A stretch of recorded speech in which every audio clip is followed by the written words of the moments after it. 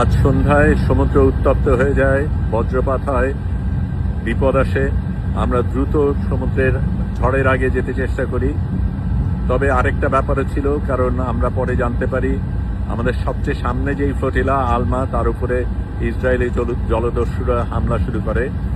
আমরা এই উত্তপ্ত সাগরের মধ্যে যত দ্রুত চেষ্টা করছি এগিয়ে যেতে। আমরা সবচাইতে পেছনে, সবচাইতে বড় জাহাজ, কাজেই আমাদের উপর কি আসবে সেটা এখনো বোঝা যাচ্ছে না। কিন্তু ইসরায়েল যেটা চেষ্টা করছে সেটা অন্যদের উপর আক্রমণ করে আমাদেরকে সাবধান করার চেষ্টা করছে, আমাদের ভয় দেখানোর চেষ্টা করছে।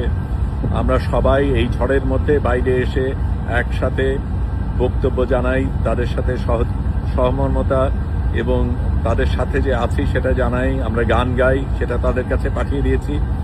আপনারাও যে সাথে আছেন আমাদের সাথে, তাদের সাথে, এবং ইসরায়েলের বিরুদ্ধে আপনারাও যে লড়াই করছেন সেটা আমাদের জানাবেন, তাদেরকে আমরা পৌঁছে দেব।